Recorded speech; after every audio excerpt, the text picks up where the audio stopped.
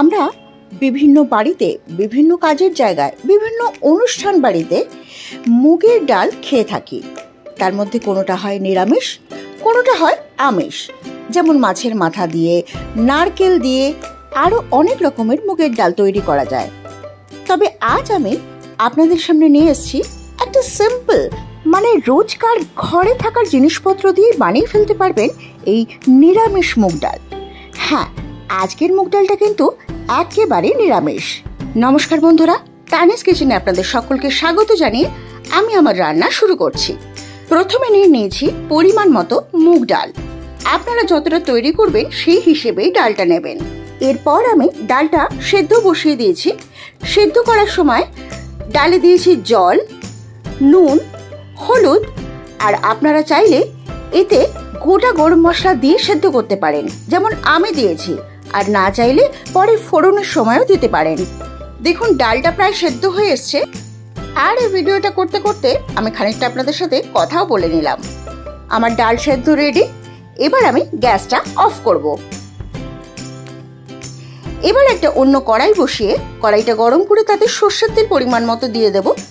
আমি পরিমাণ মতো এই জন্য বলছি কারণ আপনারা কে কতটা ডাল রান্না করবেন এসব কিন্তু তার উপর নির্ভর করছে। আমি গোটা জিরে আর গোটা শুকনো লঙ্কা ফোড়ন দিয়ে দিলাম।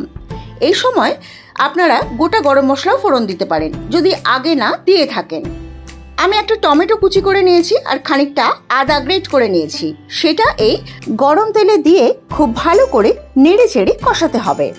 কষানোর পরে ভাজা ভাজা হয়ে আসলে এবার কিছু সিম্পল কয়েকটা গুঁড়ো মশলা দেব নুন, হলুদ, চিনি আর খানিকটা লাল লঙ্কার গুঁড়ো। এবার এগুলোতে সামান্য জল ঢেলে একটু গুলে নিয়ে তারপর আমি কড়াইতে দেব। শুকনো অবস্থায় দিলে কিন্তু এটা পুড়ে যেতে পারে, তাই এই ব্যবস্থা। দেখুন আমি এটা নেড়ে চেড়ে এবার কড়াইয়ের ওই ভাজা মশলাটার মধ্যে দিয়ে দেব। আর ওই পাত্রটা ধুয়ে খানিকটা জলও দিয়ে দিলাম। এইবার খুব ভালো করে কষাতে থাকবো। দেখুন কেমন ভাজা ভাজা হয়ে এসেছে, তেল বেরিয়ে গেছে।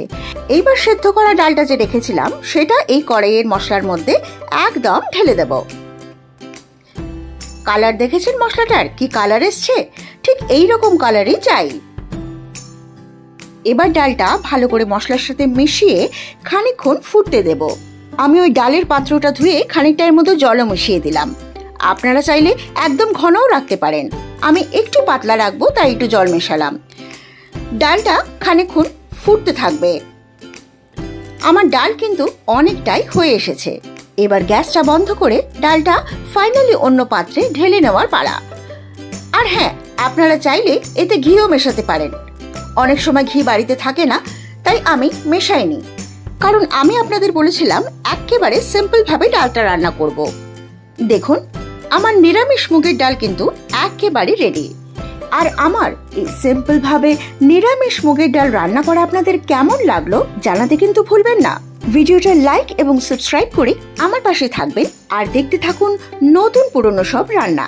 আজ আসি, নমস্কার।